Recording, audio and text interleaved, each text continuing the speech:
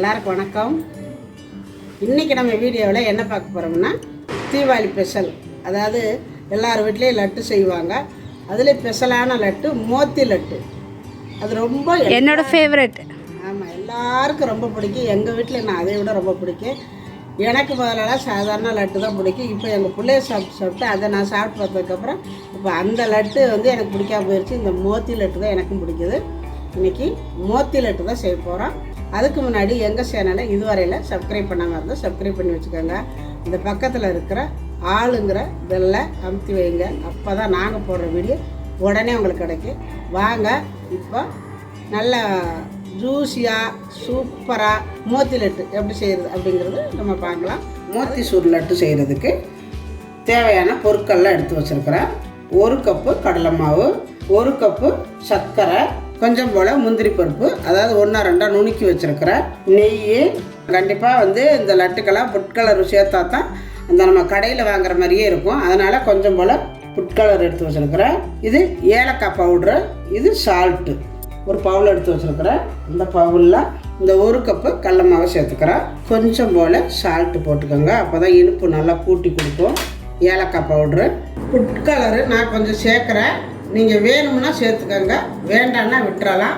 ஆனால் சேர்க்கலைன்னா கொஞ்சம் மஞ்சள் கலராக இருக்கும். நம்ம கடையிலலாம் வாங்குறது நல்ல கலராக இருக்கும். அதனால் நான் கொஞ்சம் போல் ஃபுட் கலர் சேர்த்துக்கிறேன்.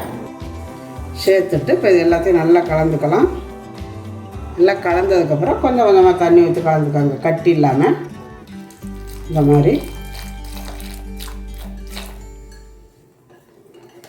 இந்த மாதிரி கலக்கிறேன்னா கலக்கிட்டு இப்போ இன்னும் கொஞ்சம் தண்ணி ஊற்றிக்கலாம். இது கொஞ்சம் தண்ணியாகவே தான் இருக்கணும். பாருங்கள், இந்த மாதிரி தண்ணியாக இருக்கணும். ஓரளவு இப்படி இருக்கணும். இப்போ எண்ணெய் காய வச்சுக்கலாம். இதில் எண்ணெய் விட்டுக்கலாம். நம்ம பூந்தி பொரிக்கிறதுக்கு, மோத்தி லட்டு செய்கிறதுக்கு. அதாவது அரிகரண்டி அதுக்கு தனியாக இருக்கும். பெரிய லட்டு போடுறதுக்கு அதுக்கு தனியாக இருக்கும். இந்த மோத்தி லட்டுக்கு அதுக்கு தனியாக சின்ன ஓட்டையாக இருக்கும் அரிகரண்டி. அந்த மாதிரி அரிகரண்டி இருந்தால் நீங்கள் அதில் போட்டுக்கலாம். அந்த அரிகரண்டி இல்லைன்னா இப்போ இந்த மாதிரி ஒரு டப்பா எடுத்துக்கோங்க. இந்த டப்பாவில் பாருங்கள், இது மாதிரி ஒரு சின்னதாக ஒரு ஊசி, பின் ஊசி இல்லாட்டி ஊசி எது வேணாலும் எடுத்துக்கலாம். அதில் இந்த மாதிரி சின்ன சின்னதாக ஒரு ஓட்டை போட்டுக்கோங்க. இப்படி மெதுவாக போடுங்க, ஓட்டை பெருசாகிடாமல். இந்த மாதிரி இப்போ பாருங்கள், எல்லாமே ஓட்டை போட்டாச்சு. இப்போ எண்ணெய் காஞ்சிட்ருக்குது, நம்ம ஊற்றி எடுத்துக்கலாம்.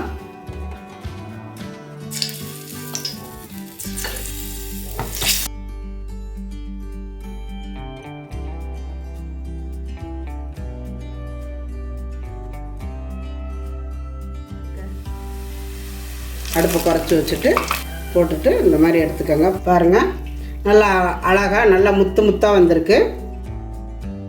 பாருங்கள் எவ்வளோ அழகாக குட்டி குட்டியாக வந்திருக்குன்னு. இப்போ நான் அதே பேனை அடுப்பில் வச்சுருக்கிறேன். இப்போ இதில் நம்ம எடுத்து வச்சுருக்கிற இந்த நெய் இதை விட்டுக்கலாம். கொஞ்சமாக விட்டுக்கோங்க. அதுக்கப்புறம் மீதி நம்ம லட்டு பிடிக்கையில் கொஞ்சம் விட்டுக்கலாம். இப்போ இந்த முந்திரியை வறுத்துக்கலாம். இந்த நெய் வாசம் அதுக்குள்ளே இறங்குற அளவுக்கு வறுத்தாலே போதும். பாருங்கள், அவ்வளவுதான். ரொம்ப பொரிய வேண்டாம். இதில் இப்போ இதை நம்ம தனியாக எடுத்துக்கலாம். இப்போ நம்ம சர்க்கரை பாகு காய்ச்சறதுக்கு வடைச்சட்டி அடுப்பில் வச்சுருக்கிறேன்.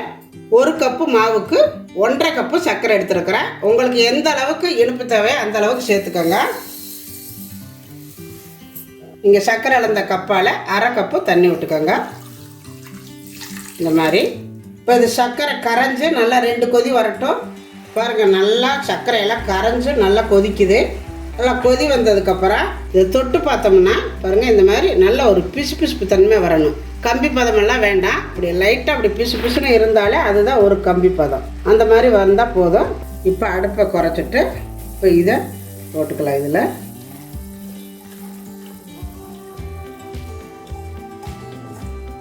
போட்டுட்டு நல்லா இந்த சர்க்கரை பாவுக்குள்ளேயே கொஞ்சம் நேரம் அப்படியே ஊற விடணும். ஊறி மெதுவாக அப்படியே இந்த சர்க்கரை பாவெல்லாம் இது இழுத்துரும். இழுத்ததுக்கப்புறம் அடுப்பை ஆஃப் பண்ணிக்கணும். அடுப்பு அடந்துட்டு கொஞ்சம் ஸ்லோவிலே இருக்கட்டும். இப்போ பாருங்கள், போட்டோடனே இழுத்துருச்சு. இன்னும் கூட இந்த சர்க்கரை பாவுக்குள்ளே ஃபுல்லாக இழுத்துறணும். அப்போ தான் நம்மளுக்கு உள்ளே அந்த பூந்திகளை இறங்கி நல்லாயிருக்கும். கொஞ்சம் லைட்டாக அடுப்பை தூண்டி விட்டுக்கோங்க. கிண்டினீங்கன்னா பாருங்கள் இந்த மாதிரி கெட்டியாக வந்துக்கிட்டே இருக்கும். இப்போ பாருங்கள் எந்த அளவுக்கு நல்லா கெட்டியாக வந்துருச்சுன்னு. இந்த மாதிரி கெட்டியாக வரணும். இந்த நெய்யை இப்போ தான் சேர்த்துக்கணும். உங்களுக்கு எந்த அளவுக்கு நெய் தேவையோ விட்டுக்கோங்க. நெய் கூட விட்டுக்கிட்டிங்கன்னா ரொம்ப நல்லாயிருக்கும். இதில் நம்ம வறுத்து வச்சுருக்கிற இந்த முந்திரி பருப்பு இதையும் சேர்த்துக்கலாம்.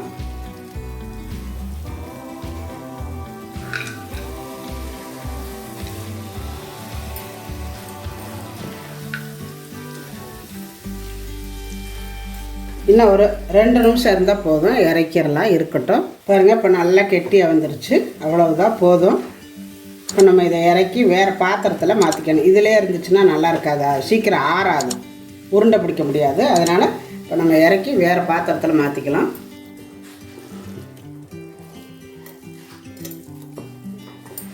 இப்போ இது வந்து ரொம்ப சூடாக இருந்தால் நம்ம உருண்டை பிடிக்க முடியாது. அதனால் கொஞ்சம் நேரம் ஆறட்டும்.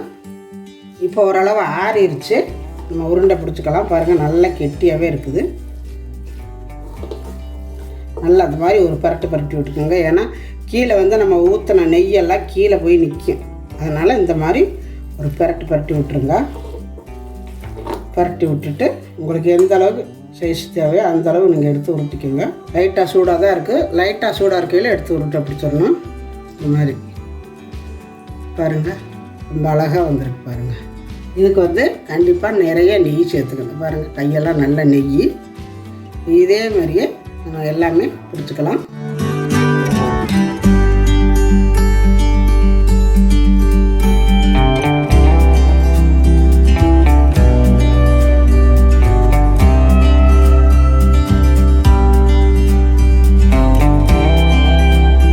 இந்த லட்டை நீங்கள் இந்த வருஷம் தீபாவளிக்கு செஞ்சு பார்த்துட்டு எப்படி இருக்குன்னு எனக்கு கமெண்ட்டில் சொல்லுங்கள்.